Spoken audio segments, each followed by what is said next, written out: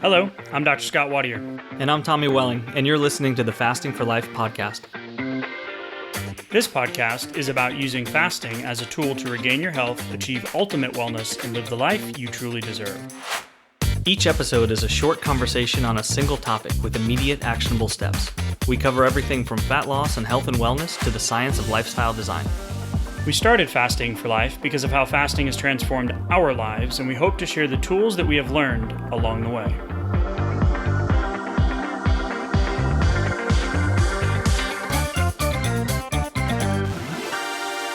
Hey everyone, wanted to hop on real quick before we get into today's episode and let everyone know that the next 7-day fasting lifestyle challenge registration link is live. You can go to the show notes, click the link for more details, or you can go to www.thefastingforlife.com/live.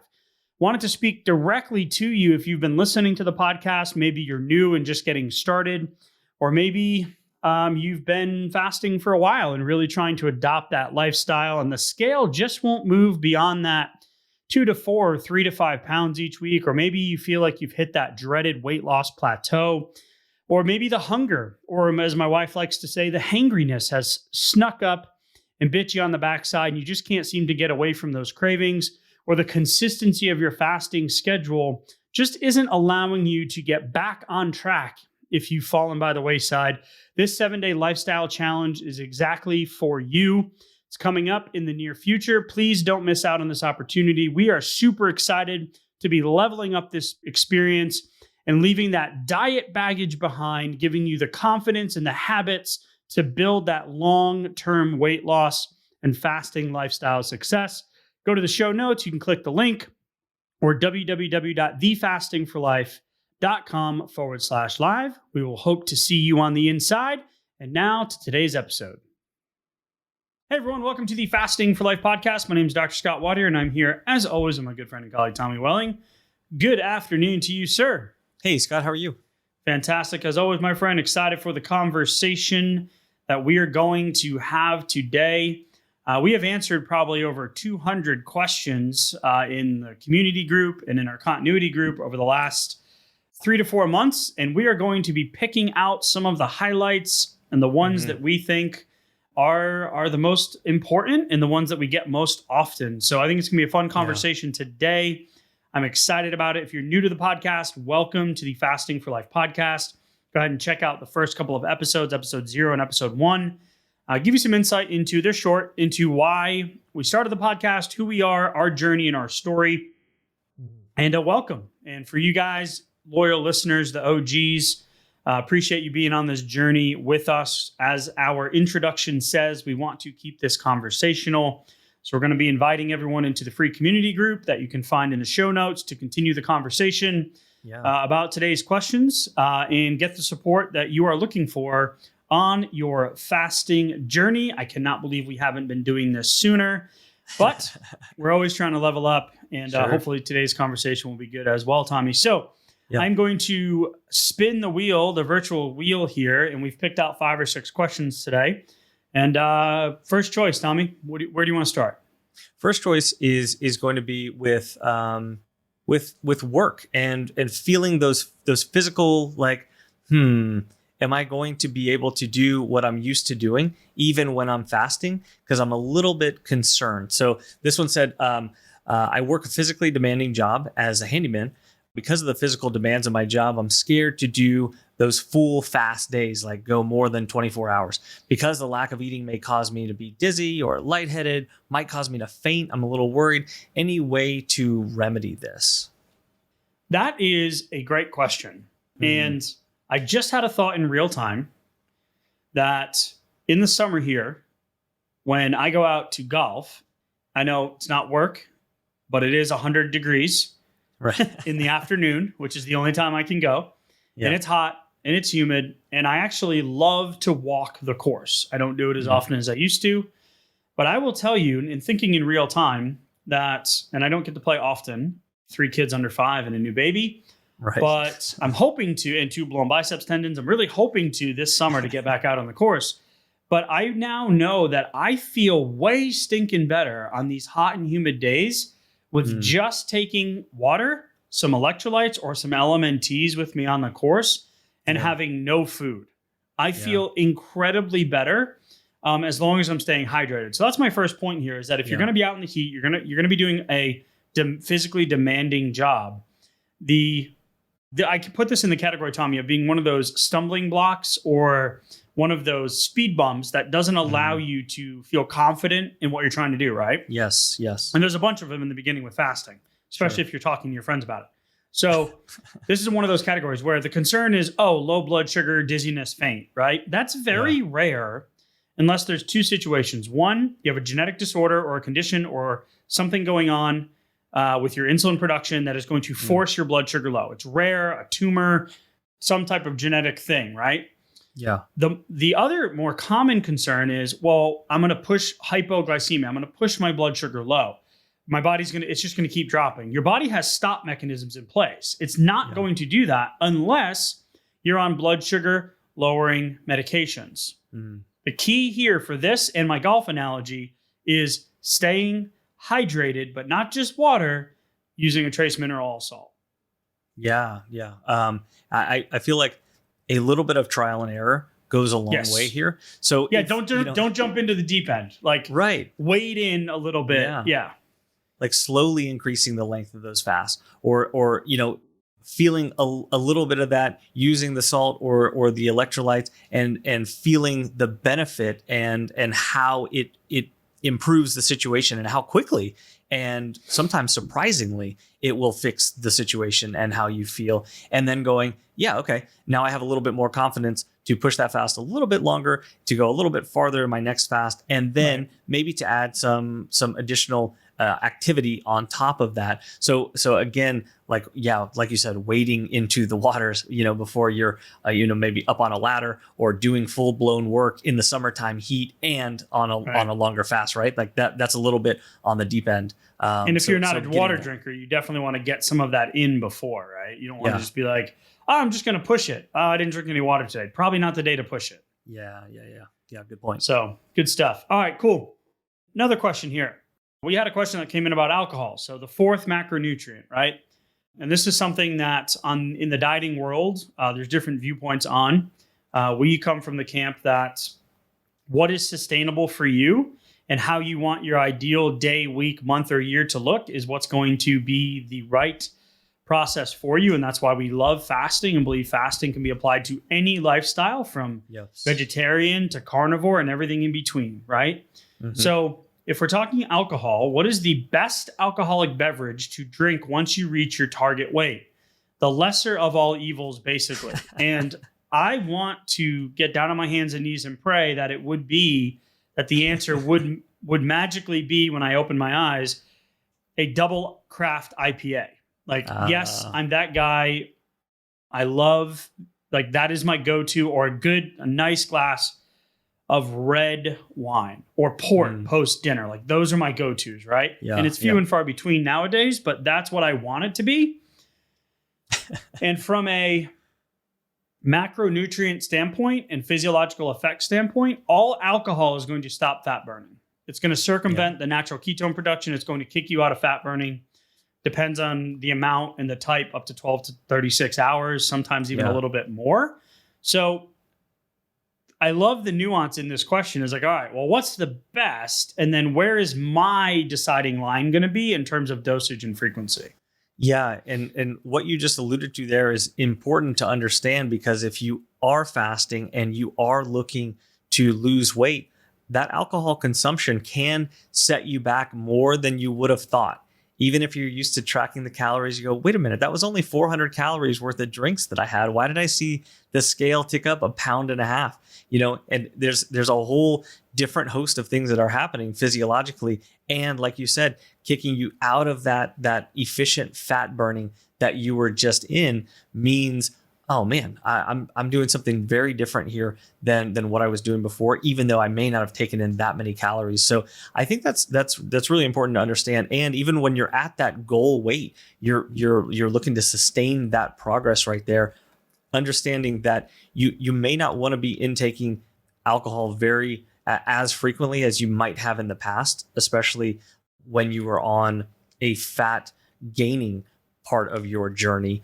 This may be very different because it's going to hit you differently. It's going to affect your results and your ability to sustain your results too. So all that being said, I think the lesser of all evil would be intaking the alcohol in its more purified form without the additional sugars and additives and other things like that. So if you're wanting to intake alcohol, the cleaner and purer it is, the better, so that you're not bringing these other things in that have to add in a blood sugar spike and an insulin spike on top of the calories from the alcohol that you're bringing in. And I think that would be your best first priority there. Yeah, the hard spirits. So, Yeah. the vodkas, the rum, Bacardi, tequila, right? Those types of things, the hard spirits, right? Whiskey. If you're looking for wine, there is a great company, Dry Farm Wines, and they are lab tested, low sugar, no additives. They're a little bit lower in alcohol, 12.5%, 13%, but they taste incredible. And I've done CGM testing with these, and it has not kicked me out of ketosis having a glass. At that second glass, it depends, but having a glass of those Dry Farm wines has been incredible. They're incredible customer service. It's a subscription service, so you can turn it on and off at any point in time. There's not like a monthly thing you have to hit. You can order 6 or 12 bottles. It is a little bit more costly, but for special occasions, that's what we do around the holidays. Cool. My parents' 50th anniversary, that kind of thing. So we can really enjoy the event without feeling the guilt and the shame of, all right, I'm just going to have a 6-pack IPAs and, be off the wagon for 2 weeks, right? So if you're looking to get really honed in and like visually see it, right? We talk about this, willpower versus discipline and self-accountability, knowing what it is that you're doing. We're going to do a whole episode. We've had this on the docket for a while about alcohol, breaking down the physiology, but looking at it from a carbohydrate or a fat perspective. So just Google alcohol calculator and go put in, it's 2 things. Put in the 2 data points, either the fluid ounces and the alcohol percentage, right? Yeah. And click which one you want it to be calculated as. And if you're doing low carb, just look at what 1 ounce of liquor turns into. And it's just going to give you some self-realization of like, okay, this is where I'm at. And then you can make a better decision, which then leads to the second point for me, which is, what are those swaps that you can make? So instead of tonic, use soda water, right?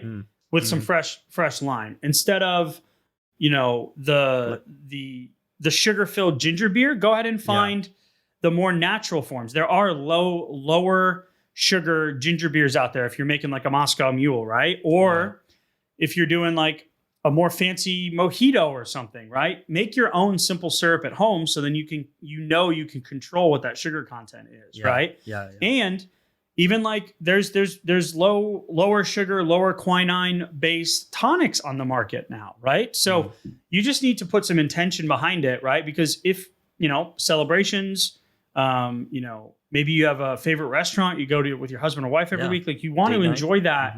You want to live, right? You want fasting to be a part of your life and not your diet plan, right? So to answer the question, right, we have, but I love that nuance in between.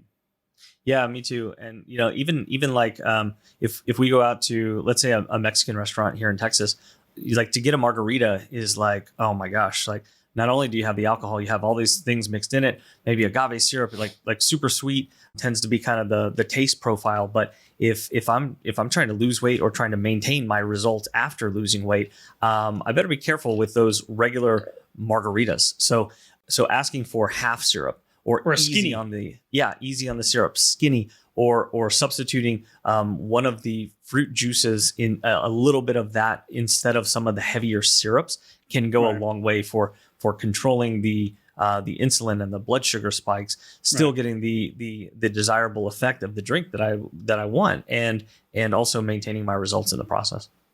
Love it. All right. So that was Donna's question. The first question came in from Juan. Appreciate that, guys and gals. Here we go. We go to Sandra. Hi, recent listener to your podcast and would like to join a challenge in the future. Cool. Not able to make it work right now. Totally cool. We do them every 8 weeks. We have one coming up here shortly. I'm willing to go out alone, but I have a couple of questions that I'm unable to find information on. So this is exactly why we started the podcast to begin with, right? Yep. So How long do you continue on this diet? Okay. First of all, yeah. Thank you, Sandra, for that word. Right. Is this for life? She put it in quotes. Love it. Or can the OMAD be for a week, once a month, or perhaps more? Hmm. And I responded to her via email, and I don't like to just default to this, Tommy, but my original answer was my first thing, and then I unpacked it a little bit, was your first question is really dependent on your goals. Yeah. It's a lifestyle, right? So can you maintain a healthy weight and or body constitution using fasting? 100%. Can you use it for fat loss and body composition changes? 100%. Can you use it for diabetes reversal? 100%, right? So it depends on where you are in your weight loss journey. Are you at maintenance? And all of the steps in between. Right. Yeah. Wow. So when I start hearing a question like that, it comes up pretty often. I hear it in everyday conversations too sometimes, which is like, yeah, but how do you make it a lifestyle? Or that seems extreme to be a lifestyle. But the cool thing about fasting is it's very, very adaptable. So even that maintenance piece, and you go like, okay, well, how did I get here? Or what should I do to maintain my results? So should I do 2 meals a day? Should I do 3 meals a day? What's the right way to get in all the nutrients, all of the calories that I need, all of the all the macros and all of the vitamins in a sustainable way, and not feel like I have to worry about what's going on the scale all the time, or am I going to regain the weight? So the cool thing is you can adapt it in multiple different ways. But like an easy way to think about that would be if you used to eat 3 meals a day or 3 meals a day plus snacks, like many of us do or did, then just compressing, then just a portion of that being eliminated. So like a smaller eating window. So a lot of people maintain their results with like a 16-8 kind of window, or maybe an 18-6 type of window. 24 even. Sure. The warrior. I don't know why. I still haven't to this day looked up why it's called the warrior. Yeah. But anyway, 20 hours sounds versus hardcore. 4. Sounds cool. Yeah, it does. Yeah. 20 hours of fasting, 4 hours of eating. Yeah.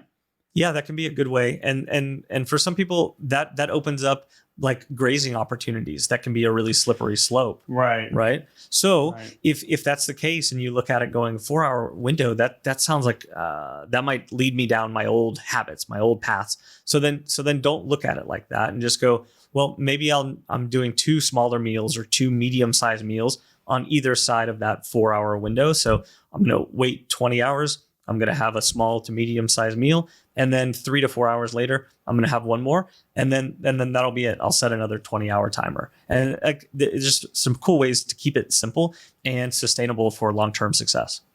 And that speaks to the second part of her question. Or can the OMAD be for a week, once a month, or perhaps more? Well, I mean, it can be more. It just depends on what we like to call the fire factor. Like, how quickly do you want to lose the weight? How comfortable are you fasting? How many repetitions have you got under your belt? What does your end goal look like? I mean, it's really an individual kind of decision, and OMAD can get some people there, right? It really can. Right. For me, it was anywhere between, 18 to 22 hour fast, 20 to 22 hour fast. When I pushed through from 16 to 20, did some 18s just because of like a lunch was a little earlier or a dinner was a little later, whatever. But really anywhere up into, which is the last question we'll go over here in a few minutes, up until that 72-hour mark. Up until there is really where I got most of my traction and was able to see those changes. And that's what we see in the people that have joined the challenges and that are in the community group and in the continuity group is the consistency over time is what gets the result. So however you want to paint that picture, you're just going to have to try some things. So take some action, get some results or don't get some results, and then use that to then make the next decision. So if you want to do a 36-hour fast once a week, great. If you want to make sure that you have a non-negotiable on a Sunday because you have a family brunch, great. You're just going to have to, that's where the lifestyle component comes in versus the diet component. Yeah, true. Like for me personally, I like to make sure that I have at least a 24-hour fast going into a date night.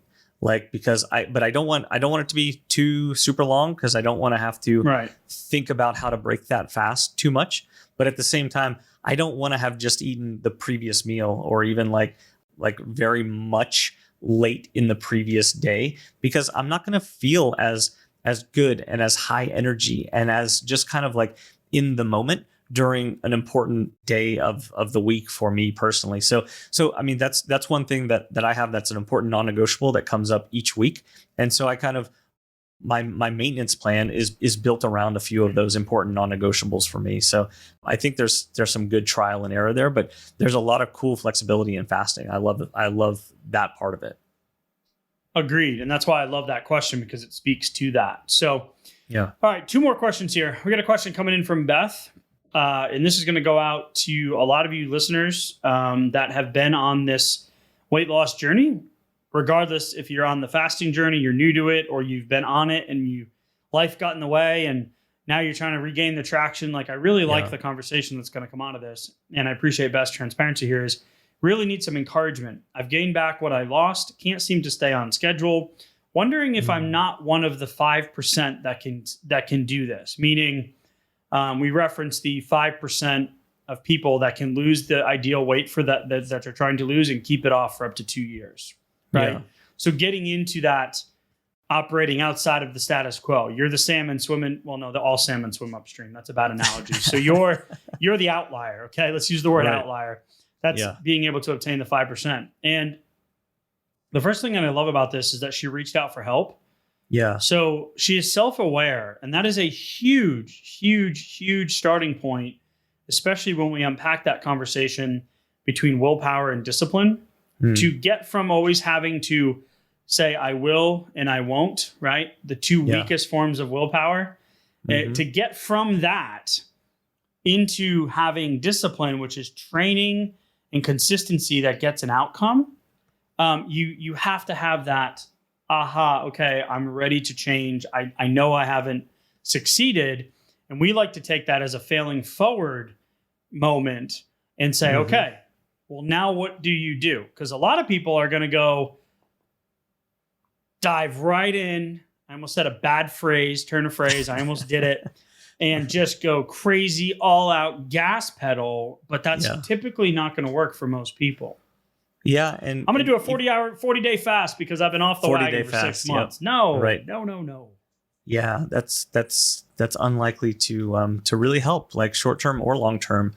And so just the way that this conversation starts is really needs some encouragement here. So here is your encouragement, Beth. You are going to be able to do this. You just haven't quite put all of the pieces together, but here you are, ready to go once again and go, yeah, you know what? I don't know exactly what I need to do, but I know I need to do something. And I've had success with this in the past. So I think I'm on the right track here. And you absolutely are. There's probably just a few small little tweaks, maybe a part of the emotional connection to food, kind of that relationship to food equation might be creeping in a little bit. For me, it was grazing. And for a lot of folks, it can be grazing related as well, like slippery slope, hard to kind of close the window sometimes. So where we start off with, I really need some encouragement. Well, that reminds me of thinking that we need to wait for the motivation to take the next action. But in fact, we need to start with a small action that we can do today, then see a small result that ends up giving us some motivation to continue the process. So I'm going to encourage you, Beth, take a small action today, like setting your timer, not even worrying about which meal am I gonna skip next or when am I gonna eat next, but just set your timer and just say, well, you know what, I'm going to have lunch today. I'm going to have dinner today. Set it for that next meal, something that you can easily wrap your mind around right now when you're taking this first step, and just do that. And then take that step again tomorrow and maybe build in 1 or 2 more over the next few days, and just keep building those discipline reps until you gain a little bit more confidence and keep taking additional action from there. So that was the first part. Really need some encouragement, right? Second part here is I've gained back everything I lost. Yeah. You've lost it. Guess what that means? The next time you go to lose it, you have the framework because you have been successful. a lot of the times we focus on the negative. We focus on the failure. We focus on the binge. We focus on the trigger food. We focus on the outside stress. Oh, I can't stay on schedule. I'm sick. Yeah. All of the noise, right? The internal and external motivators and goals and the outside world, right? And all of those forces combined, stress and family and all that, right? You've been successful. So what I'm encouraging you to do, on top of what Tommy just said, is take that small action, is go back and detail what you did when you were successful to lose the weight. Yeah. We don't need to recreate the wheel here. You need to take a small action, get a small result to get the motivation. What's going to even further the action to be a bigger action or a repeatable action is to go and say, okay, I did this then because I did this, let's say it was 3 months ago, right? Yeah. What did you do? What gave you success in those steps and those actions that you took? Yeah. And guess what? Your brain's going to go, oh, I've done this before. Right. This feels like I remember this. Yeah. Oh, I can get back on the bike, right? Yeah. And the more times you can get that repeatability, the more that I want portion of willpower, that muscle portion that can be strengthened, then turns into a sustainable long-term result. And for some people, it takes more cycles of falling off the bike than others. It just depends on where you are on your journey. So I love this conversation. So do I. And Beth, one last point. When you're saying, I'm wondering if I'm not one of the 5% that can do this. No. You're doing exactly what that 5% did. That 5% stumbled and got back on the bike and did it again and learned from the past success and had a short memory for the past failures and kept going to the next version and doing it again and getting back up whenever we fall off of that bike. So that's what the 5% is doing. And that's what you're doing here by reaching out and taking those actions and seeing what's working and going back to when it was working. So keep doing that. And you're absolutely in that 5% club already, regardless of what you've gained or what you've lost in the past. That doesn't matter. The past is the past. Have a short memory for that. You're in the 5% club already. Keep going forward. Yeah. I want you to identify yourself as being in the 5%, because to your point, Tommy, I don't think we've ever talked about it this way, is that the 5% got to be the 5% by going through all of this. Like they didn't just magically wake up one day and ping, magic weight loss pill, boom, ideal me, got it. I'm going to maintain it the rest of my life, right? But that's what it looks like from the outside. Right. They had to figure it out. And fasting has done that for us and all the people that we've encountered along the way, along the journey, that get the results. So I absolutely love that. I love your transparency, and you are one of the 5% because you are on that journey. You just got to go back, take a little reflection, highlight the things that you did right, and hopefully this was encouraging for you. So the last question really talks about the long-term plan, or part of the long-term plan. And this came in from the community group. This is from Jennifer. And it said, "Morning, everyone. I have a question that I would like your input on. If you start a fast, say 72 hours, and I do not feel hungry, overall feeling great, when you reach your goal, so when you get to the 72-hour mark, do you keep going or stop?" Dun, dun, dun. Love this question. Not sure if anyone shares the same experience. I rarely find myself hungry these days. Almost like the less I eat, the less I want to eat. It was quite an unexpected feeling than I imagined when I started trying fasting back in mid-March. Thank you in advance for your help. And I want to call this what was the word I was going to use, Tommy? I can't remember it. The point of diminishing return. Yeah. And have a conversation around the physiology of what's happening and the long-term sustainability and the mindset that goes into it. Yeah, so this is cool, and this is a cool question. And I remember feeling this way like on my first or second or third 72-hour fast as well, because that can really be like I'm venturing out into the unknown here. I'm not sure what this is going to feel like and what the scale is going to do on the other side and how I'm going to break this fast. And all these questions kind of come up. But if you find yourself in the middle of one of these longer fasts, then it is fairly common to go, well, you know what? I was planning on breaking my fast today at 6 p.m., but I really don't feel like it. I feel like I might feel worse after I do that versus how I feel now. And there's a lot of cool things going on at that 72-hour mark. You have high brain-derived neurotrophic factor. You have decreased brain fog. You might feel like you're firing on all cylinders. Adrenaline is higher than it was 48 or 72 hours ago. Growth hormone is higher. Metabolic rate is a little bit higher than it was 48 or 72 hours ago. Like, all these cool things are happening. And you go, yeah, well, the last time I ate, I felt sluggish, lethargic. Like, oh, maybe I felt like I needed to take a nap, especially if you have more weight to lose. I used to feel like that all the time. So you're looking at these two flip sides of the coin going, well, why would I want to break my fast here?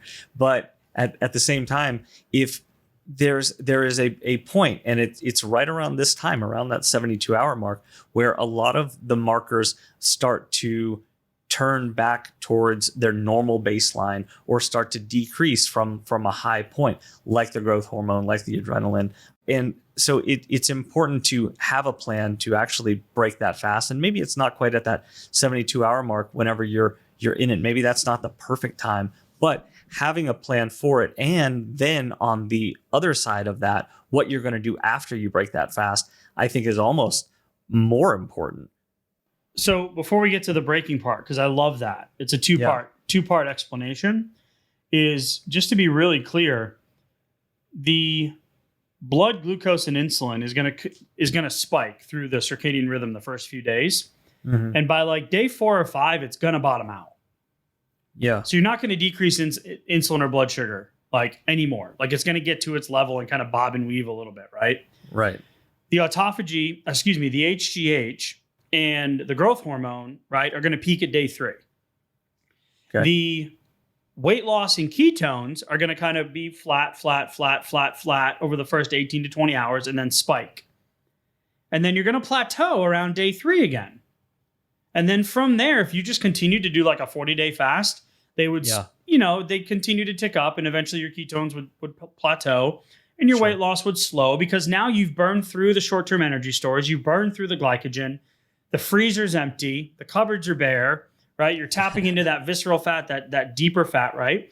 Yeah. But at this point around 3 days, and it's a little different for everybody, you're going to be switching from metabolism boosting, adrenaline, growth hormone, lean muscle protecting, BDNF spiking, brain-derived neurotrophic factor, and the removing of the brain fog and the energy.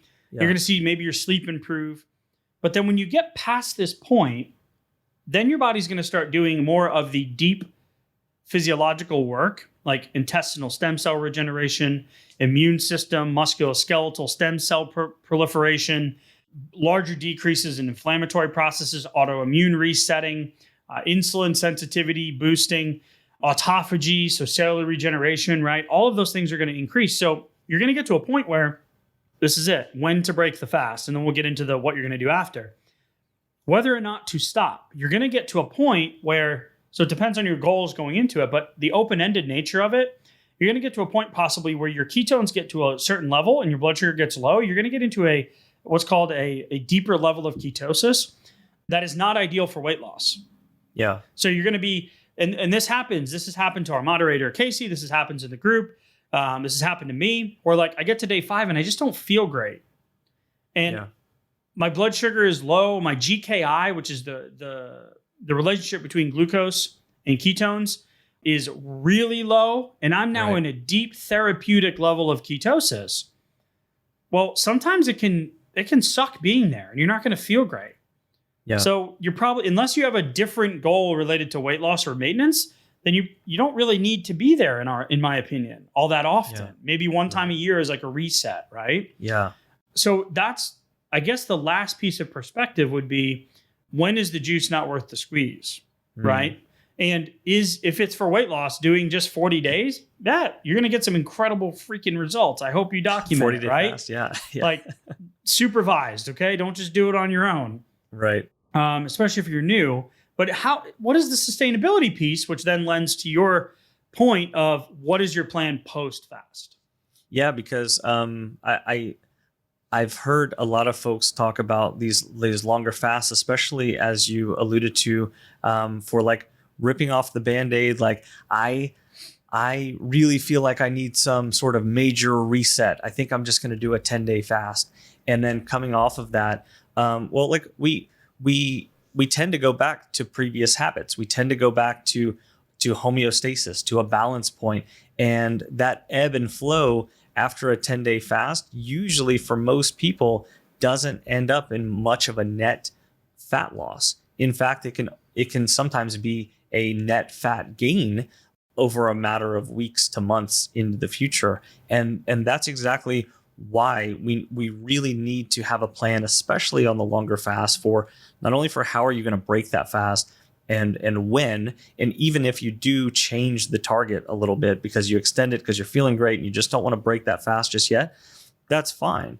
But understanding that you won't be able to avoid eating indefinitely, right? Not that you would necessarily want to, but you can almost be scared of breaking the fast, I think. Right. And that comes back to that emotional connection to food. And especially if you have grazing habits like I do, then it can be like, well, I'm avoiding the temptation because once I open the window, once I break the fast, I'm worried that it's going to be a slippery slope. So defining a plan for the back end of that fast is an important part of the process too. Yeah, 100%. And then, breaking your fast slowly, doing some, if you don't do extended fast greater than 72 hours, often, using bone broths, fermented foods, handful of almonds, starting small, some cruciferous, that's a tough one, tongue twister type stuff to begin with. I want to say cruciferous stuff, and just having a plan for it, right? So the freelancing portion of extended fasting can come with its own learning curve. And I just love that conversation. I love the question. And the engagement on that question in the community was fantastic, which is where we're going to send you guys now as we wrap up today's episode. Is if you want to continue the conversation, lend some insights, get some questions answered. There is a discussion post in our free Facebook community, Fasting for Life community. It's pinned to the featured tab on Facebook.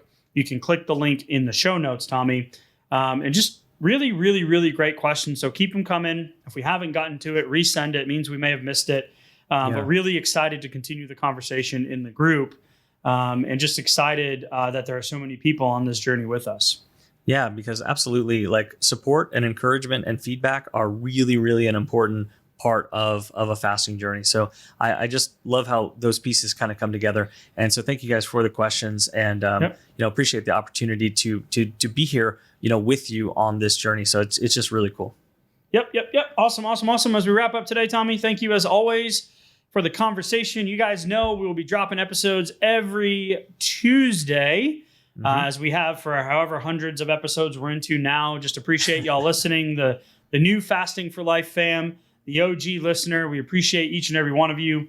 Set your timer. You know what to do. Come see us in the community group, and we'll talk soon. Thank you, sir. Cool. Thank you. Bye. So you've heard today's episode, and you may be wondering, where do I start? Head on over to thefastingforlife.com and sign up for our newsletter, where you'll receive fasting tips and strategies to maximize results and fit fasting into your day-to-day life. While you're there, download your free Fast Start guide to get started today. Don't forget to subscribe on iTunes, Spotify, or wherever you get your podcasts. Make sure to leave us a 5-star review, and we'll be back next week with another episode of Fasting for Life.